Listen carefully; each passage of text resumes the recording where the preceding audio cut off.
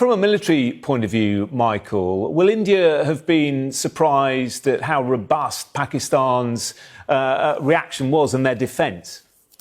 Yes, I mean, I think that the robustness they would take as risk-taking. They've got not a lot of faith in Azim Munir, who is the head of Pakistan's military.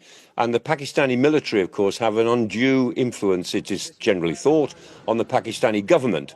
And I think the Indians always thought that Munir is a risk-taker, he's reckless, and he's very aggressive, and that's the way they interpret him.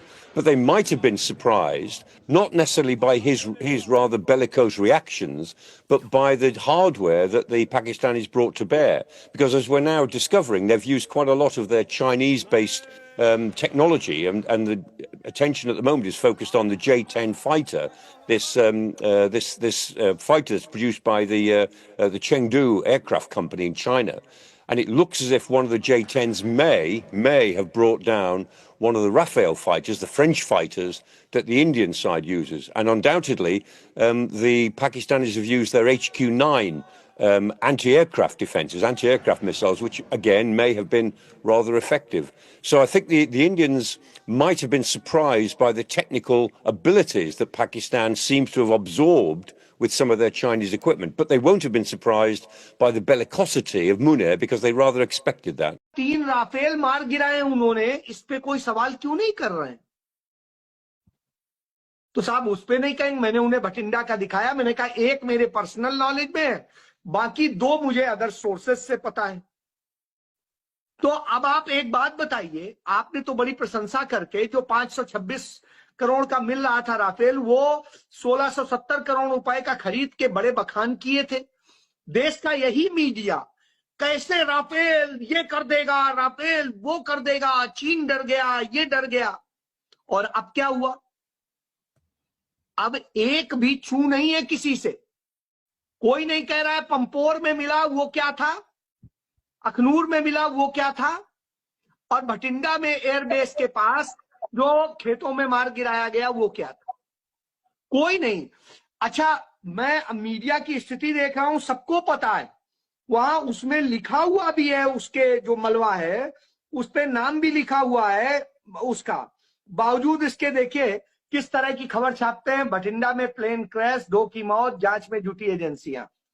ये देखिए Indian express क्या लिखता है, unidentified aircraft crash in village near Bathinda air force base. भैया रात को 2 बजे कोई ऐरा गहरा तो नहीं होगा। ये देखिए दैनिक भास्कर, पंपोर में स्कूल की छत पर गिरा लोहे का ढांचा, धमाके।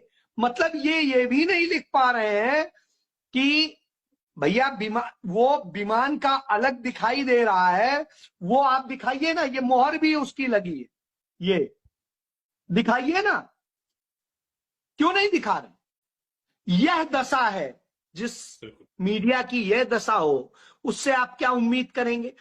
चाइना और पाकिस्तान ने मिलकर एक ऐसा किल नेटवर्क बनाया। भाई हमने अपने सिस्टम्स को पुख्ता करने की कोशिश की, हमने अपने वॉरफेयर जो एरियल वॉरफेयर है उसमें हमने इन्वेस्ट किया, जैसे हमने राफेल में करोड़ों रुपए लगाए।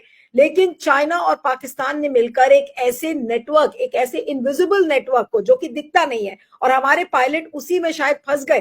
टेलीग्राफ की स्टोरी ये कहती है कि there was an invisible network all around because of which हमारे पायलट समझ नहीं पाए।